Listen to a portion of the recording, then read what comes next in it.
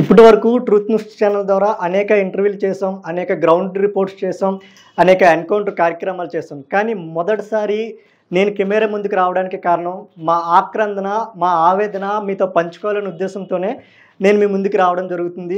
2018లో చోడవరం దగ్గర ఉన్న లోపూడ్ అనే ఒక మారుమూల పల్లెటూరులో ఒక చిన్న ఫోన్లో మొదలైంది ట్రూత్ న్యూస్. అనతి కాలంలోనే అన్ని అనుమతులతో చోడవరంలో కేంద్ర కార్యాలయం ఏర్పాటు చేసి ఆ సమయంలోనే కేబుల్ ద్వారా కూడా ప్రచారాలు అందించాము. ఐపీటీవీలో కూడా ఒక ఛానల్ ఇలా నడపొచ్చా అనేది కూడా మేము హై క్వాలిటీతో కూడా ఛానల్ నడిపి చూపించాము. కేవలం 20 ఏళ్ల వయసులో నేను ఒక పెద్ద సాహసం చేసి ట్రూత్ న్యూస్ ఛానల్ అయితే మొదలు పెట్టడం జరిగింది. అయితే అనతి కాలంలోనే 2019 ఎన్నికలకు ముందు విశాఖ సిటీలో ఒక కేంద్ర కార్యాలయాన్ని ఏర్పాటు చేశాము. అయితే ఎక్కడో ఒక మారుమూల పల్లెటూరులో మొదలైన ట్రూత్ న్యూస్ ప్రస్థానం విశాఖకు చేరుకుంది. విశాఖకు చేరుకున్న తర్వాత అనతి కాలంలోనే అన్ని జిల్లాల్లో కూడా సిబ్బంది నియామకం, అదేవిధంగా ఇతర రాష్ట్రాల్లో కూడా ట్రూత్ న్యూస్ ఛానల్ ప్రచారాలు అయితే విజయవంతంగా ఇచ్చాము. శాటిలైట్ ఛానల్కి ధీటుగా ట్రూత్ న్యూస్లో ప్రచారాలు అయితే మేము ఇచ్చామని నేను చాలా గర్వంగా చెప్పుకుంటా. ఎవరైనా ఒక వ్యక్తి ఒక సమస్య ట్రూత్ న్యూస్కి వస్తే ఖచ్చితంగా అది పరిష్కారం అయ్యే వరకు కూడా మేము నిలబడిన సంఘటనలు అనేకం ఉన్నాయి. ఎందుకంటే ఎటువంటి బెదిరింపులకి, ఎటువంటి బుజ్జగింపులకి కూడా ట్రూత్ న్యూస్ లొంగిపోదు అనే ఒక ముద్ర అయితే వేసాము. యువ జర్నలిస్టుల ఆధ్వర్యంలో ట్రూత్ న్యూస్ నడుపుతూ ఉన్నాము. అయితే ఈ వీడియో అయితే నేను ఒక వ్యక్తికి అంకితం ఇవ్వాలనుకున్నా. 2018 నుంచి 2022 వరకు సుమారు 5 ఏళ్ల పాటు నా అడుగుల్లో అడుగై నడిచి నేడు ప్రాణాలతో లేని ధనరాజ్కి అయితే ఈ వీడియో మేము అంకితం ఇస్తూ ఉన్నాము. ఎందుకంటే ట్రూత్ న్యూస్ ప్రారంభం నుంచి నాకన్నా తను ఎక్కువ కష్టపడ్డాడు, ఛానల్ కోసం అనేక ఇబ్బందులు ఎదుర్కొన్నాడు. కానీ రీసెంట్గా ఒక 6 నెలల క్రితం తను గుండెపోటుతో చిన్న వయసులో 26 ఏళ్ల వయసులో తను గుండెపోటుతో చనిపోవడం అందరినీ కూడా చాలా బాధ అనిపించింది. పెళ్లి చేసుకొని ఆనందంగా ఉన్నాడు, మంచి ఉద్యోగం చేసుకుంటున్నాడు అన్న సమయంలోనే తను అందరికీ దూరం అవ్వడం నిజంగా మమ్మల్ని కలిసివేసిన పరిస్థితి అయితే ఉంది.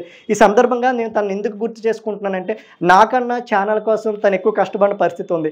అసలు నేను మీ ముందుకు రావడానికి కారణం ఏమిటి? ఈరోజు ట్రూత్ న్యూస్పై అడుగు అడిగినా కూడా రాజకీయాలు చేస్తున్నారు, బురద జల్లే ప్రయత్నం చేస్తూ ఉన్నారు. సామాన్యుడి గొంతుగా నిలబడిన ట్రూత్ న్యూస్ గొంతు నొక్కే ప్రయత్నం చేస్తుంది. ఈ బాధ మీతో పంచుకోవడానికి నేను కెమెరా ముందుకు రావడం జరిగింది. అయితే 2015లో ఒక చిన్న సంస్థగా మొదలైన ట్రూత్ న్యూస్ ప్రయాణం ఈరోజు 7 వీడియోలు మేము రిలీజ్ చేసిన పరిస్థితి ఉంది. ప్రతి వీడియోలో కూడా ఇప్పటి వరకు ట్రూత్ న్యూస్పై ఒక చిన్న లీగల్ నోటీస్ కూడా మేము అందుకోలేదంటే ఎంత పర్ఫెక్ట్గా మేము మీ ముందుకే కథనాలు ప్రచారం చేస్తామో ఒక్క క్షణం ఆలోచన చేయండి. ఏదంటే ఒక్కసారి మేము ప్రచారం చేసిన కథనాలు చూసుకున్నట్టయితే ఎక్కడైతే గిరిజన గ్రామాల్లో మంచినీటి కోసం వాళ్ళు పడుతున్న బాధల్ని, వారి గాథల్ని కూడా వెలుగులోకి తీసుకొచ్చాము. మనుషులు కూడా వెళ్ళలేని ప్రాంతాల్లో కార్లు వెళ్ళకపోతే అక్కడి నుంచి బండిపై వెళ్ళాము, బళ్ళు వెళ్ళకపోతే అక్కడి నుంచి గుర్రాలపై వెళ్ళాము, గుర్రాలు వెళ్ళకపోతే అక్కడి నుంచి కాలి నడకన వెళ్ళాము. కొయ్యూరులో నక్సల్స్ ప్రభావిత ప్రాంతాల్లో కూడా ధైర్యంగా గిరిజన తండాలు ఉన్నాయా, ఇటువంటి ప్రజలు ఉన్నారా అనేది కూడా ఒక్క ట్రూత్ న్యూస్ ధైర్యంగా వెలుగులోకి తీసుకొచ్చింది. నేడు చూస్తే ట్రూత్ న్యూస్ కథనాలకి ఆ గ్రామాల్లో మంచినీటి సదుపాయం ఏర్పడింది, అదేవిధంగా రవాణా సదుపాయం ఏర్పడింది. ఇది ఒకటే కాదు, గిరిజన ఆశ్రమ పాఠశాలలో విద్యార్థినులు బాత్రూములు లేకపోతున్న వారి బాధల్ని, వారి గాథల్ని కూడా తీసుకొచ్చాము. ఇప్పటికీ కూడా విద్యాశాఖ కోట్లాది రూపాయలు గిరిజనులకి ఖర్చు పెడతా ఉంది. కాకపోతే ఆ అభం శుభం తెలియని ఆడ విద్యార్థులు గేట్లు దాటి గడ్డలకు వెళ్తున్న పరిస్థితిని కూడా ట్రూత్ న్యూస్ వెలుగులోకి తీసుకొచ్చిన పరిస్థితి ఉంది. ఏదైతే ఇసుక మాఫియా తీసిన గోతుల్లో పడి అక్కడ చాలామంది ప్రజలు చనిపోతున్న ఉదాంతాన్ని, పశువులు చనిపోతున్న ఉదాంతాన్ని కూడా నేను పేకలను నీటిలోకి ఇక్కడ వరకు మునిగిపోతూ కూడా బురద నీటిలోకి దిగి అక్కడ జరుగుతున్న ఉదాంతాన్ని వెలుగులోకి తీసుకొచ్చాం. ఆ తర్వాత రోజు స్థానిక రెవెన్యూ అధికారులు కూడా స్పందించి అక్కడ చర్యలు తీసుకున్న మాట వాస్తవం కాదని కూడా నేను అడుగుతా ఉన్నా.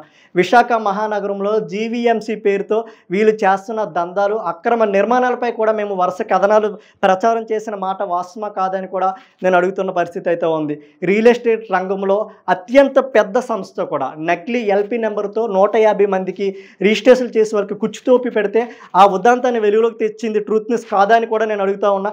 అదే సమయంలో వాళ్ళు లక్షలాది రూపాయలు ఇస్తాము, వార్తలు ఆపేయనన్న మాటలకు కూడా మేము ట్రూత్ న్యూస్ ద్వారా ధైర్యంగా అయితే ప్రచారం చేసిన పరిస్థితి ఉంది. ఇది ఒకటే కాదు, ప్రముఖ కార్పొరేట్ విద్యా సంస్థ ఎటువంటి అనుమతులు లేకుండా కళాశాల నిర్వహణని కూడా ట్రూత్ న్యూస్ వెలుగులోకి తీసుకొచ్చింది. అగ్గిపట్టి వంటి తరగతి గదులు తల్లిదండ్రుల కష్టాన్ని ఫీజుల రూపంలో వాళ్ళ రక్తాన్ని కూడా తాగేస్తున్నారంటూ కూడా వరుస కథనాలు ప్రచారం చేశాము. ఆ రోజు సోషల్ మీడియాలో ఆ కళాశాల అంతా కూడా మాపై బురద జల్లే ప్రయత్నం చేసింది. అయినా కూడా ధైర్యంగా నిలబడ్డాం. ఎందుకంటే ఎవరు సపోర్ట్ లేకపోయినా కూడా గత 7 సంవత్సరాల ప్రయాణంలో అయితే ట్రూత్ న్యూస్ని మేము విజయం వైపు అయితే తీసుకొచ్చాం. వెనక మీ అందరూ సహకారం ఉంటుంది, మీ అందరి ఆశీస్సులు ఉంటాయి, మీ అందరూ అండదండలు ఉంటాయని మేము కోణంలో కూడా తీసుకొచ్చాం. ఈ ఈరోజు ట్రూత్ న్యూస్ ఛానల్ అయితే క్యాట్ ఫిష్ ఎక్కడైతే ప్రమాదకరమైన క్యాట్ ఫిష్పై కూడా వరుస కథనాలు అయితే ప్రచారం చేసింది. ఏదైతే కోడి వ్యర్థాలతో కూడిన వాహనాల్ని కూడా వాహనాల ద్వారా కోడి వ్యర్థాలు తీసుకువెళ్ళి క్యాట్ ఫిష్కి వేస్తూ ఉన్నారు. అవి తిన్న ప్రజలు చనిపోతున్నారు, వాళ్ళ ఆరోగ్యాలతో ప్రజలతో ఆడుకుంటున్నారంటూ నిద్రమత్తులు ఇటు ఫిషరీస్ డిపార్ట్మెంట్ ఉందంటూ కూడా ట్రూత్ న్యూస్ వరుస కథనాలకైతే సాక్షాత్ అనకాపల్లి జిల్లా ఫిషరీస్ డిపార్ట్మెంటే కదిలింది. దేవరాపల్లి మండలంలో అనేక చేపల చెరువులకి నోటీసులు ఇచ్చాయి.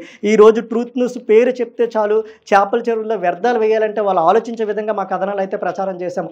1 కాదు 2 కాదు 7,000 వీడియోలో అనేక వార్తా కథనాలు అయితే మేము ధైర్యంగా వెలుగులోకి తీసుకొచ్చిన పరిస్థితి ఉంది. ఎన్నో బుజ్జగింపులు వచ్చాయి, ఎన్నో బెదిరింపులు వచ్చాయి, కానీ ఎక్కడ మేము లొంగకుండా మీ ముందుకు తీసుకొచ్చాం. కరోనా వంటి విపత్కర పరిస్థితుల్లో చాలామంది ఇంటికే పరిమితం అయ్యారు. సీనియర్ జర్నలిస్టులు కూడా ప్రాణాలు వదిలిపోయారు. ఆ సమయంలో మా లీగల్ అడ్వైజర్ సురేష్ గారు కూడా మృత్యువాత పడిన పరిస్థితి. కానీ మేము ధైర్యంగా జ్ఞానాపురం శ్మశాన వాటికలో జరుగుతున్న దందాలేంటి, శవాలు కాల్చాలంటే వేలాది రూపాయలు అడుగుతున్నారంటే కూడా నేను ధైర్యం చేసి ఆ రోజు ప్రాణాలు పరంగా పెట్టి ఒకవైపు కరోనా విజృంభిస్తున్నప్పటికీ కూడా నేను జ్ఞానాపురం శ్మశాన వాటికి వెళ్ళి అక్కడ జరుగుతున్న ఉదాంతాలను కూడా లైవ్ రూపంలో తీసుకురావడం జరిగింది. అయితే వెంటనే స్పందించినప్పుడు జీవీఎంసీ కమిషనర్ ప్రస్తుత ఎన్టీఆర్ జిల్లా కలెక్టర్ సృజనా గారు కూడా అక్కడ దందాలపై కూడా ఉక్కుపాదం మోకిన పరిస్థితి వాస్తవం కాదని కూడా నేను ప్రశ్నిస్తున్న పరిస్థితి ఉంది. ఇదే విశాఖ జిల్లాలో పీడిఎస్ మాఫియా ఏదైతే రేషన్ మిల్లర్ల 80 కోట్ల కుంభకోణాన్ని ధైర్యంగా వెలుగులోకి తెచ్చింది ట్రూత్ న్యూస్ కాదా అనేది కూడా నేను అడుగుతా ఉన్నా. ఆ రోజు మాపై ఎంత ఒత్తిడి తెచ్చారో కూడా మీ అందరికీ తెలిసిన పరిస్థితి ఉంది.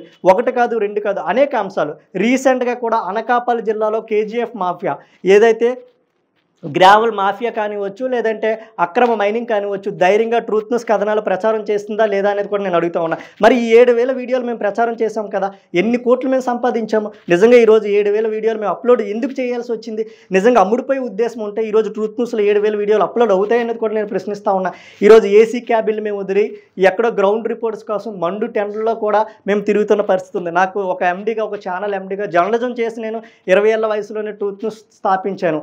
అయినప్పటికీ కూడా ఈరోజు మా స్టూడియోలు వదిలి, మా ఏసీ క్యాబిన్స్ వదిలి మేము గ్రౌండ్ రిపోర్ట్స్కి వెళ్తా ఉన్నాం. అక్కడ జరుగుతున్న వాస్తవ పరిస్థితులు కూడా మీకు చూపించే ప్రయత్నం చేస్తూ ఉన్నాం. మన క్రాకర్స్ బ్లాస్ట్ జరిగి సుమారు 8 మంది చనిపోతే ఆ తర్వాత రోజు మేము అక్కడ సంఘటన స్థలానికి చేరుకున్నాం. పిన్ టు పిన్ కూడా మీకు అందించిన పరిస్థితి ఉంది. రీసెంట్గా విశాఖలో ఒక 7 ఏళ్ల బాలుడు స్విమ్మింగ్ పూల్లో పడి చనిపోతే ఆ బాలుడు ఎలా పడి చనిపోయాడు, ఆ కుటుంబం ఆవేదన ఏంటనేది కూడా మీకు మేము చూపించిన పరిస్థితి ఉంది. ఇదే విశాఖ మహానగరంలో మధురవాడ వంటి ప్రాంతాల్లో గుర్రాలు చంపేసి అపార్ట్మెంట్ మధ్యన పాతి పెడితే ఆ ఉదాంతాన్ని కూడా అర్ధరాత్రి స్టింగ్ ఆపరేషన్లో కూడా బయటపెట్టిన పరిస్థితి ఉంది. అంతేకాకుండా గత 3 ఏళ్ళుగా కూడా ఒక హోమ్ని మేము దత్తత తీసుకొని మీ అందరి సహకారంతో 25 మంది మగపిల్లల్ని అంతా మేమే చదివిస్తున్న పరిస్థితి వాస్తవం కాదనేది కూడా మేము అడుగుతూ ఉన్నాం. ఎవరైతే డోనర్ మాకు సహాయం చేసిన ప్రతిదీ కూడా సోషల్ మీడియాలో అప్లోడ్ చేయడంతో కూడా ఈరోజు 2-3 డోనర్స్ లిటిల్ లాక్స్ కొంటే ఈరోజు ఈ పబ్లిసిటీ వల్ల సుమారు 100 మంది డోనర్స్ ముందుకు వస్తున్నారు. మేము ఒక పోస్ట్ పెడితే గంటల వ్యవధిలోనే రెస్పాండ్ అవుతున్నారు. ఈరోజు ట్రూత్ న్యూస్ ఛానల్ 25 మంది పిల్లలకి అండగా నిలిచిన మాట వాస్తవం కాదనేది కూడా నేను అడుగుతా ఉన్నా. అంటే ఒక వార్తా కథను మేము ప్రచారం చేస్తే వాళ్ళు డబ్బులు ఇవ్వలేనట్ట, అదే వార్తా కథ ప్రచారం మేము ఆపేస్తే డబ్బులు తీసుకున్నట్ట. సమాజం ఎటువైపు పోతుంది? ఒకప్పుడు నిజంగా జర్నలిస్ట్గా నిజంగా నేను గర్వపడిన పరిస్థితి ఉంది. కానీ మొదటిసారి అసలు ఈ రంగంలోకి ఎందుకు వచ్చాను అనేది కూడా సిగ్గుపడుతున్న పరిస్థితి ఉంది.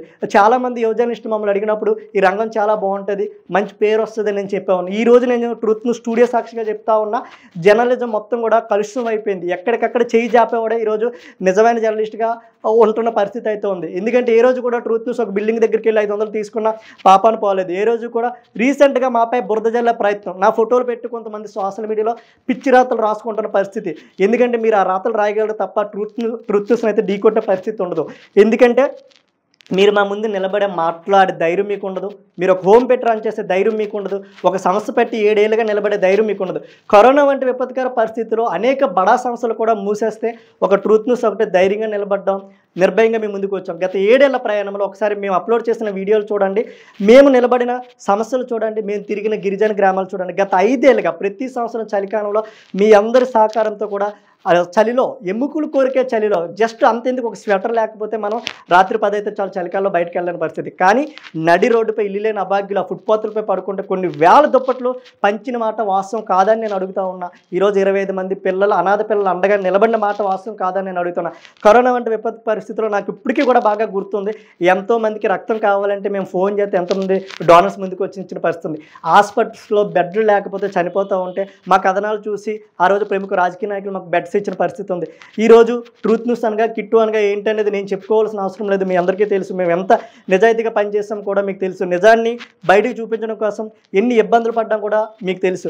1 కాదు 2 కాదు, ఈరోజు 7,000 వీడియోలో ఈరోజు ఒక దళిత మహిళను రేప్ చేస్తే ఆ మహిళకి అండగా నిలబడిన మాట వాస్తవం కాదా? ఒక వికలాంగుడి పింఛను వైసీపీ ప్రభుత్వంలో ఆపేస్తే ప్రభుత్వానికి వ్యతిరేకంగా వార్తా కథనాలు ప్రచారం చేసిన మాట వాస్తవం కాదనేది మేము కూడా అడుగుతా ఉన్నాం. ఈరోజు కేజీహెచ్ హాస్పిటల్లో జరుగుతున్న అవినీతిని పక్కా ఆధారాలతో బయటపెట్టింది ట్రూత్ న్యూస్ కాదని నేను అడుగుతా ఉన్నా. విమ్స్లో సిబ్బంది లేక ఇబ్బంది పడతా ఉంటే ఆ రోజు ఆ వాస్తవాల్ని ఎంత ఒత్తిడి వచ్చినా కూడా బయటపెట్టింది ట్రూత్ న్యూస్ కాదనేది నేను అడుగుతా ఉన్నా. ఒక జిల్లాకే పరిమితం కాకుండా ఈరోజు ట్రూత్ న్యూస్ 2 తెలుగు రాష్ట్రాల్లో కూడా అనేక ప్రాంతాల్లో వార్తా కథనాలు అయితే ప్రచారం చేస్తున్న పరిస్థితి అయితే ఉంది. ఈరోజు అక్రమ గ్రావెల్ మాఫియా కానివ్వచ్చు, రాళ్ల మాఫియా కానివ్వచ్చు, పీడిఎస్ మాఫియా కానివ్వచ్చు, ఇలా అనేక మాఫియాలపై కూడా మేము వార్తా కథనాలు ప్రచారం చేసిన మాట వాస్తవం కాదని మేము అడుగుతా ఉన్నాం. అభంశుభం తెల్లిని కాలేజీ పిల్లలు టార్గెట్ చేసి స్పాల్లో వాళ్ళపై అనేక విధాలుగా అసాంఘిక కార్యకలాపాలు చేస్తూ ఉంటే పక్కా ఆధారాలతో మేము వార్తలు కథనాలు ప్రచారం చేసిన మాట వాస్తవం కాదనేది నేను అడుగుతా ఉన్నా. ఈరోజు ప్రతి ఒక్కరికి ఎవరైతే ట్రూత్ న్యూస్పై బురద జల్లే ప్రయత్నం చేస్తున్నారో వాళ్ళందరికీ కూడా నేను ఒకే ఒక ప్రశ్న అడుగుతా ఉన్నా. ఏం తప్పు చేశామని మాపై మీరు బురద జల్లే ప్రయత్నం చేస్తూ ఉన్నారు? నిజంగా ఈ కథనాలని ప్రచారం చేయడమే మా తప్ప, లేదంటే నిజం కోసం నిలబడమే మా తప్ప? ఎందుకంటే ఈరోజు కార్పొరేట్ కళాశాల దందాలు ట్రూత్ న్యూస్ వెలుగులోకి తెచ్చింది. జీవీఎంసీలో ఏం జరుగుతుందో ట్రూత్ న్యూస్ వెలుగులోకి తెచ్చింది. అదేవిధంగా ప్రముఖ కార్పొరేట్ ఆసుపత్రిలో ఎవరైతే కిడ్నీలు అమ్మిన ఉదంతాన్ని కూడా ధైర్యంగా మొట్టమొదట ట్రూత్ న్యూస్ అయితే ప్లే చేసిన పరిస్థితి అయితే ఉంది. కార్పొరేట్ సంస్థల దందాలు కూడా మేము వెలుగులోకి తెచ్చాం. చిన్న సంస్థ అయినా కూడా మేము చాలా ధైర్యంగా నిలబడ్డాం. కారణం వెనక మీరు అందరూ ఉంటారు, మీరు మాకు సహకారంగా ఉంటారని. మాకు ఒక చిన్న కష్టం అయితే ఈరోజు 100 మంది కూడా మెసేజ్లు పెడుతున్నారు, we are with you Kittu, don't worry అంటూ. ఆ మెసేజే మమ్మల్ని ఎంత దూరం తీసుకొచ్చింది. ఇప్పుడు ఈ వీడియో సాక్షిగా చెప్తా ఉన్నా, ఒక్క కేసు కాదు 100 కేసులను మేము ఎదుర్కొంటాం, ఒక్క సమస్య కాదు 100 సమస్యలను మేము ఎదుర్కొంటాం. కానీ ట్రూత్ న్యూస్లో ఇప్పటి వరకు కథనాలు ఏ విధంగా ప్రచారం చేశామో ఇకపై నూతన ఉత్సాహంతో ఇదే రేంజ్ కాకుండా ఇంకా 100 విధాలుగా 100% ఇంకా బూస్టింగ్తో ముందుకు వస్తాం. కథనాలు ఇంకా ఘోరంగా ప్రచారం చేస్తాం, ఖచ్చితంగా పక్క ఆధారాలతో ప్రచారం చేస్తాం. ఒక వ్యక్తి నమ్మి ట్రూత్ న్యూస్కి వస్తే వారికి న్యాయం జరిగే వరకు మేము అండగా నిలుస్తాము. అదేవిధంగా మా ఈ కష్టకాలంలో అండగా నిలబడిన మీ అందరికీ కూడా హృదయపూర్వక ధన్యవాదాలు. అదేవిధంగా ఎవరైతే ఛానల్పై బురద జల్లే ప్రయత్నం చేస్తున్నారో, సోషల్ మీడియాలో ఫేక్ ప్రచారాలు చేస్తున్నారో వాళ్ళందరిపై కూడా ఖచ్చితంగా లీగల్గా వెళ్తూ ఉన్నాము. అదేవిధంగా మాకు అండగా నిలబడిన ప్రతి ఒక్కరికి కూడా పేరున హృదయపూర్వక ధన్యవాదాలు. అదేవిధంగా ఈరోజు మాకు అండగా నిలబడిన సీనియర్ జర్నలిస్టులకి, కొన్ని యూనియన్లకి కూడా మా యొక్క హృదయపూర్వక ధన్యవాదాలు. Thank you.